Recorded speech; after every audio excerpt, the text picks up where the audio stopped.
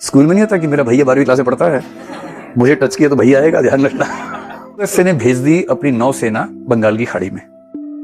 उसको 7th fleet कहते हैं। उनके कुछ जहाज, बहुत सारे हथियार, न्यूक्लियर वेपन्स की क्षमता रखने वाले हथियार भेज दिए बंगाल की खाड़ी में, इस भाव से कि हम हमला कर सकते हैं। यूएसएसआर को पता लगा, उसने अपना भेज दिया कि आ जाओ भाई, तुम्हारे पास न्यूक्लियर है, हमारे पास न्यूक्लियर है, खेल लेते हैं। इंदिरा गांधी फुल पावर से पीएम बनी है पहली बार। कि 65 में या 62 में अगर हमारे साथ यूएसएसआर या यूएस से एक देश होता तो चीन की इतनी हिम्मत नहीं थी कि हमला कर पाता। उस गूंगी गुड़िया काशी नाम की तो बच्ची है जो गोलिंग कर देगी तो हमारे हाथों में रहेगी। पाकिस्तान ने शुरू किया ऑपरेशन सर्च लाइट। 10 साल में से खतरनाक प्लानिंग करते थे। इंदिरा गांधी बोली, हालांकि फिल्म में तो लगता है कि इंदिरा गांधी उनको पसंद भी करती थी। फिल्म में ऐसे कुछ सीन है, अब पता नहीं क्या सच बात है क्या नहीं, मुझे नहीं पता। करना क्या है, सर्जरी करनी है, बांग्लादेश को जन्म देना है। सबसे खतरनाक रक्षा मंत्री आज तक के अमेरिका के हुए हैं Henry Kissinger. Nixon, Henry Kissinger एक कमरे में बैठे हैं, इंदिरा गांधी गई हैं। तुम तोप निकाल रहे थे, कल लेके जानी है, मैं लेके आ गया। कि ऐसा करेंगे, नाश्ता जैसलमेर में कर लेंगे, लंच दिल्ली में कर लेंगे और इवनिंग टी आगरा में पी लेंगे। कुछ ऐसी बातें करते थे उस समय। मार्च 1971, डेट ध्यान रखना, 1 से 10 मार्च 1971 भारत का इलेक्शन, 352 सीट।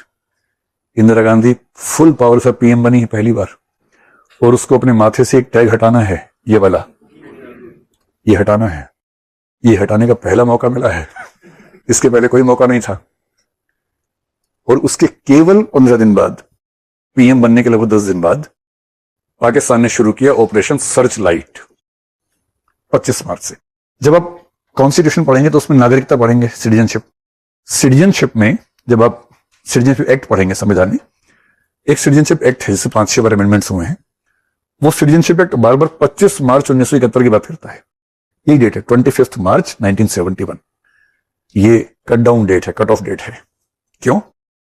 उस दिन ऑपरेशन सर्च लाइट शुरू हुआ और पाकिस्तान की सेना ने बंगाल के जो पाकिस्तानी थे उन सबको मारना शुरू किया। इतना मारना शुरू किया कि देखते ही देखते 1 करोड़ बांग्लादेशी लोग भारत में घुस गए रेफ्यूजी बनके। और हमारे जो बॉर्डरिंग स्टेट से, वेस्ट बंगाल है, असम है, त्रिपुरा है, इन सब में इतना क्राइसिस होने लगा कि हम कैसे संभालें, भेजें भी कैसे, वहां मर जाएंगे वो लोग, ना भेज सकते ना संभाल सकते, हम खुद गरीब देश। और उस समय फाइनेंशियली बहुत गरीब स्थिति में थे। 1971 के चुनाव का नारा इंदिरा गांधी का क्या था? गरीबी हटाओ। गरीबी इतनी बड़ी परेशानी थी, गरीबी हटाओ ही नारा था उस इलेक्शन का। और अब इंदिरा गांधी परेशान है कि मैं तो पीएम बनी ही हूं पावर के साथ, 1 करोड़ लोग आ गए, इतने मेहमान क्या करूं मैं, कैसे मैनेज करूं? तब उनको लगा कि अब लगता है कि नियति मुझसे कुछ करवाना चाहती है। तो उन्होंने कहा कि जनरल सैम मानेकशॉ मुझसे मिलने आओ भाई। सैम मानेकशॉ पे एक फिल्म आई है हाल ही में, किस नाम से है ये? सैम बहादुर। हाँ, बड़ी अच्छी फिल्म है। वही फिल्म। सैम मानेकशॉ हमारे उस समय सेना के प्रमुख थे, बड़े बिंदास आदमी थे, खतरनाक प्लानिंग करते थे। इंदिरा गांधी बोली, हालांकि फिल्म में तो लगता है कि इंदिरा गांधी उनको पसंद भी करती थी। फिल्म में ऐसे कुछ सीन है, अब पता नहीं क्या सच बात है क्या नहीं, मुझे नहीं पता। ये तो होता है दुनिया में, इसमें क्या है, कोई किसी को अच्छा लगता है, इसमें क्या बुरी बात है। लेकिन उस फिल्म में जो भी है ये सैम बहादुर, उसमें ऐसे कुछ 2-3 सीन है जिससे लगता है कि ऐसा भी कोई एंगल रहा होगा। रहा तो इसमें क्या, कोई प्रधानमंत्री प्यार नहीं करेगा किसी को, प्रधानमंत्री होना अलग बात है, प्रेम अलग बात है, आकर्षण अलग बात है, ये सब तो आप लोगों की भाषा में क्या बोलते हैं, इन्फेचुएशन हो गया, जो भी आप कहें उसको। तो इनसे कहा ऐसा सैम, 25 मार्च को इन्होंने बदमाशी करनी शुरू कर दी है, अप्रैल का महीना है, निपटा दो इनको। बोले क्या कर दो? निपटा दो। क्या करना क्या है? सर्जरी करनी है, बांग्लादेश को जन्म देना है, एक नया देश बनाना है, हम बनाएंगे बांग्लादेश। तो उन्होंने कहा क्यों बनाना चाहती हैं? बोली इसलिए कि हम शांति से रहें, इतने रेफ्यूजी आएंगे, इतना झगड़ा होगा, फिर ह्यूमैनिटेरियन क्राइसिस है, उन सबकी चिंता भी हमें करनी ही चाहिए, इंसानी तो हम लोग भी तो। बोले अच्छा, और अगर मैं कहूं कि अप्रैल में युद्ध नहीं कर सकता तो आप क्या करेंगी? इंदिरा गांधी को पीएम है, पीएम के सामने कोई नहीं थोड़ा बोलता है, हाँ ही बोलना होता है पीएम के सामने। तो मैं अनुमान कर रहा हूं पीएम ने आंखें तरेर के देखा होगा। तो सैम मानेकशॉ कहते हैं उन्होंने अपना इस्तीफा दे दिया कि मैडम अगर अप्रैल में युद्ध करना है तो मैं इस्तीफा दे देता हूं, मुझसे मत करवाइए, किसी और से करवा लीजिए। ऐसा होना चाहिए आपका मंत्री या आपका सेनापति जो सही बात ऐसे बोल सके, वरना क्या होता है, राजा बोला रात है, रानी बोली रात है, पर ये सुबह सुबह की बात है ना? राजा के मुंह से रात है, सब रात है, सुबह के समय रात चल रही है, ये कोई बात छोड़ना हुई, ये तो गलत हो जाएगा। तो फिर इंदिरा जी बोले कि तुम ऐसा क्यों बोल रहे हो, अप्रैल में युद्ध क्यों नहीं हो सकता? बोले मैडम कई रीजन हैं इसके पीछे। नंबर 1, ईस्ट पाकिस्तान के जो मैप्स हमारे पास हैं वो मैप्स हमारे पास ब्रिटिश शासन के टाइम के हैं, उसके बाद के है ही नहीं, क्योंकि उसके बाद से भारत का पार्ट था ही नहीं, मैप कैसे होंगे? और आज से करीब 25-30 साल पहले के मैप के बेस पे अगर हम युद्ध में उतर जाएंगे तो हम कई ऐसी जगह फंसेंगे जहां हम बच नहीं पाएंगे। ये बात तो ठीक है। फिर बोले कि अभी जो मौसम है बनारस, ये बरसात का मौसम आने वाला है बस इधर ईस्ट पाकिस्तान की तरफ, मानसून के बाद बरसात के समय हम नुकसान में रहेंगे, क्योंकि हमारे टैंक, हमारी सेना की मूवमेंट हो नहीं पाएगी, और फायदा उनको मिलेगा जो पहले से वहां पर है। पूरी बात तो ठीक है।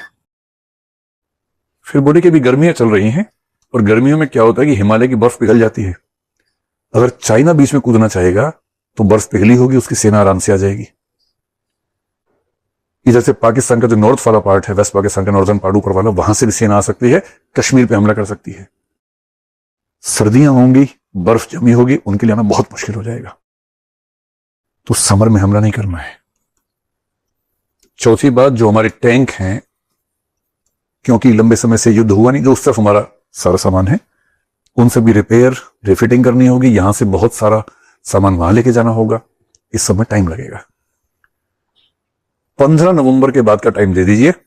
15 नवंबर तक रेन के बाद सारा इलाका सूख जाएगा, तब तक हम तैयारी कर लेते हैं। उसके बाद आप जिस दिन कहेंगे आपको जो रिजल्ट चाहिए हम लाके दे देंगे। तो इंदिरा जी बोले ठीक है। वैसे तो अप्रैल से नवंबर तक वेट करना, 7 महीने वेट करना मजाक तो नहीं है। वो भी नए नए पीएम बने थे, अभी उनका उत्साह बहुत ज्यादा था, पर ठीक है, जब कोई इतना ठीक से समझाएगा तो कोई क्यों मना करेगा। तय हुआ यही करते हैं।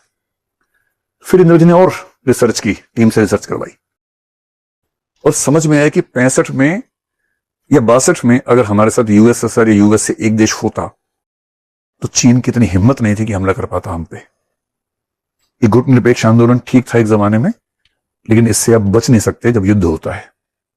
वैसे अच्छा लगता सुनने में कि आप किसी के हिस्सा क्यों बनेंगे भाई, आप इंडिपेंडेंट हो, सुनने में अच्छा लग रहा है, पर आप किसी का हिस्सा नहीं हो, कोई लेके चला गया हिस्सा अपने आप में से।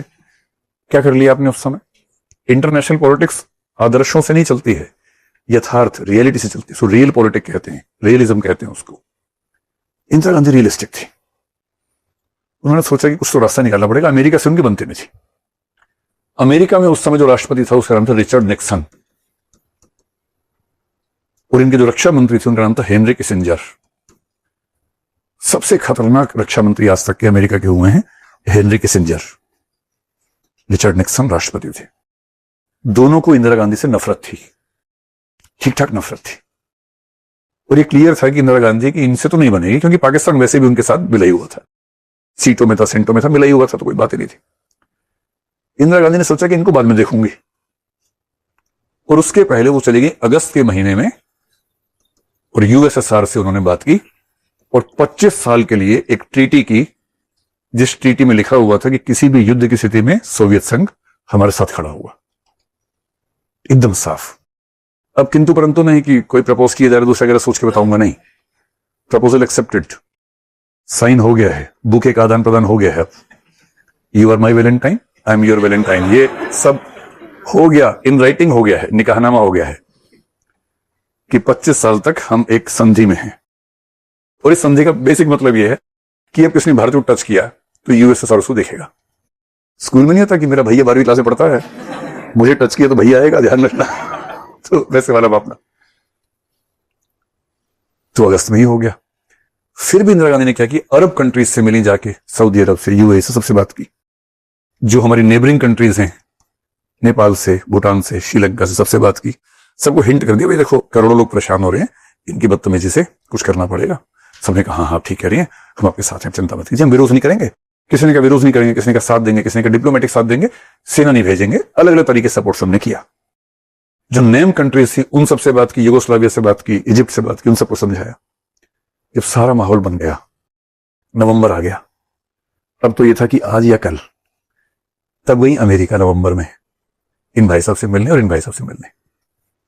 रिचर्ड निक्सन हेनरी किसिंजर एक कमरे में बैठे हैं, इंदिरा गांधी गई हैं, बातें हुई। पहले से दोनों को पता कुछ नहीं होने वाला है, बस दुनिया के इतिहास में लिखा जाए कि हमने आपसे बात की थी। बाद में ये ना कहना कि हमने बात नहीं की थी। बात की, बताया रिफ्यूजी से क्राइसिस क्या है, बहुत दिक्कत है, हमें कुछ स्टेप लेना होगा, आपकी सपोर्ट चाहते हैं। तो निक्सन का मुंह ऐसा बना हुआ था, फूफा जी जैसे नहीं होते, वैसे फूफा जी जैसा मुंह बना हुआ था। फूफा सबसे मनुष्य आदमी बनाया था वैसे, वैसा मुंह बना हुआ था। और कहते हैं कि जब इंदिरा गांधी कमरे से बाहर निकली, अभी निकली भी नहीं थी कि दोनों ने बहुत गंदी बात उनके बारे में बोली, इस तरह से कि वो सुन भी लें। और वो जब रिपोर्ट्स डिक्लासिफाई हुई तो अब वो रिपोर्ट सामने आई है कि क्या क्या बातें बोली गई थी वो रिकॉर्डिंग से। इंदिरा गांधी को पता था कि ऐसे बकवास करेंगे, कोई उम्मीद थी भी नहीं, पर अमेरिकन सिविल सोसाइटी से उन्होंने मीटिंग्स की, उनको समझाया, सिर्फ इसलिए कि अमेरिकी अखबारों में जब छपे, हमारे पक्ष में छपे, तो सरकार पे भी दबाव रहेगा कि ज्यादा एक्शन ना ले हमारे खिलाफ। ये सब किया। अब सैम मानेकशॉ से बात हुई कि भैया बताओ क्या करना है। तो ऐसे में उसने कहा कि अब जब कहें, लेकिन ज्यादा अच्छा है कि युद्ध शुरू हम ना करें, क्योंकि इतिहास में लिखा जाता है कि युद्ध शुरू किसने किया था। और हम तो शांति प्रिय देश हैं, आपके पापा इतने प्यारे थे, हम युद्ध शुरू करें अच्छा थोड़ा लगता है। तो बात तो ठीक है, तो युद्ध शुरू नहीं करना है, तो ऐसी सिचुएशंस बन जाए कि युद्ध वही शुरू कर दे। 2 दिसंबर 1971 को वो स्थितियां बन गई। याहिया खान ने युद्ध शुरू कर दिया। याहिया खान को लगा कि मैं जल्दी ही अमर हो सकता हूं, एक बार युद्ध जीत जाऊंगा तो लोग याद रखेंगे कि कोई याहिया खान हुआ था। उसके 25 दिन बाद लोगों ने याद किया कि हाँ हुआ था, क्योंकि इतना ही टाइम मिला। उसके बाद 16 दिसंबर को युद्ध खत्म हुआ, 20 दिसंबर को इस्तीफा देकर भागना पड़ा उनको, 4 दिन मिले उसके बाद। क्यों युद्ध शुरू कर दिया? अगर आपने सुना हो तो 1967 में एक युद्ध हुआ था इजराइल और अरब कंट्रीज के बीच में। इजराइल के 3-4 युद्ध हुए हैं अब तक, जिनमें 1967 का जो वॉर था सबसे इंपॉर्टेंट था। इजराइल अकेला बीच में रहते, 5-6 देश आसपास से मारते हैं उसको, वो सबको मारता है, ऐसे मारा ऐसे मारा ऐसे मारा, वो बड़ा उसका भी अजीब सा मामला है। 67 में जब उसको लग गया कि युद्ध होने वाला है, उसने वेट नहीं किया, प्री एम्प्टिव अटैक कर दिया कि मुझे पता है कि तुम कल युद्ध करने वाले हो, मैंने आज ही शुरू कर दिया। सरप्राइज दे दिया, धप्पा, तुम तोप निकाल रहे थे कल लेके जानी है, मैं लेके आ गया, वही मार दिया। और 6 दिन में सारा खेल खत्म कर दिया उसने। तो उस समय दुनिया भर में एक विचार चल रहा था कि जब युद्ध तय हो जाए तो प्री एम्प्टिव अटैक कर देना बेहतर होता है। तो जो पाकिस्तान इजराइल से नफरत करता है, इजराइल को आज तक उसने मान्यता ही नहीं दी है, उससे सीखा उसने कि युद्ध कैसे करना चाहिए। याहिया खान को लगा कि मैं भी धप्पा कर देता हूं, इनको पता भी नहीं चलेगा, अचानक प्लेन पहुंच जाएगी, धप्पा हो जाएगा, हार जाएंगे। और उत्साह बहुत था, उनकी प्लानिंग वैसी जैसे हम लोग करते हैं यूपीएससी में ना, कि बस प्रीलिम्स तो हो ही जाएगा, एसए में 170 नंबर आ ही जाएंगे, जीएस में 580 नंबर आ जाएंगे, इंटरव्यू में तो 215 से कम कैसे ही आएंगे। तो रैंक 1 लाने के लिए बस 40 नंबर कम करने हैं मुझे, रैंक 1 तो है ही, लेकिन रैंक 1 में भी इतना गैप अच्छा नहीं लगता है, तो 40 कम कर लूंगा तो रैंक 1 डिसेंट तरीके से आएगा। याहिया खान भी वैसी प्लानिंग कर रहे थे कि ऐसा करेंगे, नाश्ता जैसलमेर में कर लेंगे, लंच दिल्ली में कर लेंगे और इवनिंग टी आगरा में पी लेंगे। कुछ ऐसी बातें करते थे उस समय, खिसका हुआ आदमी ऐसी बात करता है। तो 2 दिसंबर को चढ़ाई कर दी भारत के ऊपर, इस उम्मीद में कि 67 जैसा कुछ दोहरा देंगे। दूसरा, उनको वो सब उम्मीद तो थी ही कि यूएसए हमारे साथ में है ही, चाइना हमारे साथ में है ही, और जब यूएसएसआर उनकी तरफ है तो ये और ज्यादा हमारे साथ में हो जाएंगे, तो ये मिलके मार देंगे, यूएसएसआर क्या कर लेगा। और यूएसए ने कहा था कि भैया युद्ध हुआ तो हम इंटरवीन करेंगे, ध्यान रखना, कहा था। इंदिरा गांधी को चिट्ठी आई, यूएसएसआर के रक्षा मंत्री ने कहा कि आपको चिट्ठी आई है निक्सन की, युद्ध से 1 दिन पहले की बात है। इंदिरा गांधी ने कहा कि मैं चिट्ठी का जवाब 15 दिन के बाद दूंगी। यूएसएसआर के रक्षा मंत्री बोले 15 दिन काफी है। उसके बाद जवाब दिया, तब तो चिट्ठियां होती थी ना, तब ऐसे में सोच पर होता था, चिट्ठी होती थी। 2 दिसंबर को उन्होंने गलती की, 3 दिसंबर से युद्ध शुरू हुआ। और शुरू हुआ तो शुरू हो गया, मानेकशॉ थे हमारे पास। युद्ध तो सेनापति लड़ते हैं बेसिकली, मानेकशॉ जैसा शार्प आदमी हमारे पास था। 13 दिन में काम खत्म कर दिया। 15 दिसंबर को सब खत्म हो गया था, बस वो आत्मसमर्पण नहीं कर रहे थे। एक आखिरी मीटिंग कर रहे थे एक बहुत बड़े भवन में, जहां उनके सारे तोप बैठे हुए थे कि क्या करें समझ नहीं आ रहा है। तब तक उनके 93,000 सैनिक हमारे कंट्रोल में आ चुके थे, और उसमें हायर रैंक के लोग भी थे, लोअर भी थे। तो मैंने मानेकशॉ को पता लगा कि ढाका की इस बिल्डिंग में मीटिंग चल रही है कि आत्मसमर्पण करना है कि नहीं करना है। इंदिरा जी उनकी बात हुई, योजना बनी, उस बिल्डिंग पे हमला कर दिया, लेकिन मारा नहीं किसी को। बिल्डिंग के आसपास इतने बम बरसाए कि मरे नहीं कोई। जैसे बिल्डिंग बैठे, इधर बम इधर बम इधर बम, इतने बम मारे और वो लोग सांस फूल के बोले हम नहीं रह पाएंगे, हम नहीं रह पाएंगे। और वहां से इस फैसले से निकले कि कल ही कर देते हैं आत्मसमर्पण। तो 16 दिसंबर को पाकिस्तान ने कर दिया आत्मसमर्पण। फिर 17 को इंदिरा जी ने चिट्ठी का जवाब दिया कि received your letter, I hope you are good, I am good, I hope the same for you, it's been a long time talking to you, when are you coming next to India, India is waiting to meet you, to respect you. कुछ भी जो क्या हुआ। तो 16 दिसंबर को हुआ, बधाई हो, बांग्लादेश हुआ है।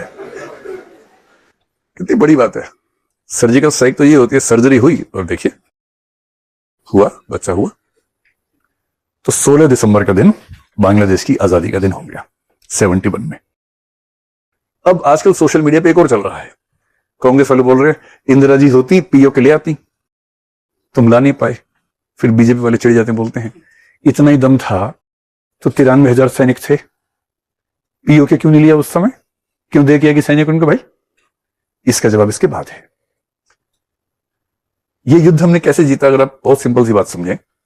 यूएसए ने भेज दी अपनी नौसेना बंगाल की खाड़ी में, उसको 7th फ्लीट कहते हैं। उनके कुछ जहाज, बहुत सारे हथियार, न्यूक्लियर वेपन्स की क्षमता रखने वाले हथियार भेज दिए बंगाल की खाड़ी में, इस भाव से कि हम हमला कर सकते हैं।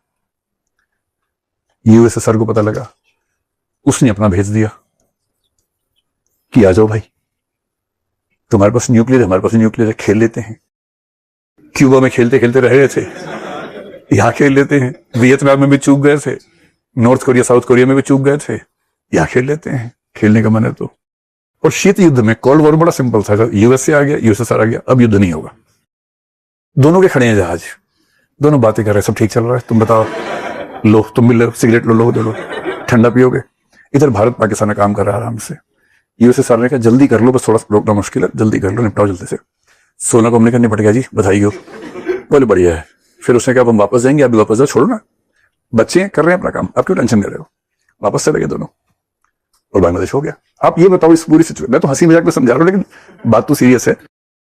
अगर यूएसएसआर हमारे साथ ना होता तो क्या हम सच में ये कर पाते? फिर मानेक शॉ होते, इंदिरा गांधी होती, नरेंद्र मोदी होते, अटल बिहारी वाजपेयी होते या महात्मा गांधी होते, नहीं कर सकते थे। मतलब सच को समझने अलग बात है, गप्पे मारना अलग बात है। युद्ध जिसमें बहुत सारे देश शामिल होते हैं, मजाक नहीं होता है।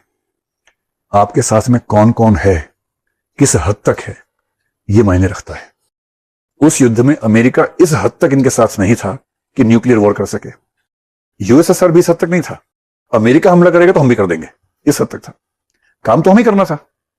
यूएसएसआर की सपोर्ट ने सिर्फ इतना कर दिया कि आपको कोई डिस्टर्ब नहीं करेगा, निपटा दो जाके। निपटा दिया हमने, मानेक शॉ तैयार बैठे हुए थे निपटाने के लिए। लेकिन अगर यूएसएसआर की सुरक्षा न होती तो शायद हम ये नहीं कर पाते।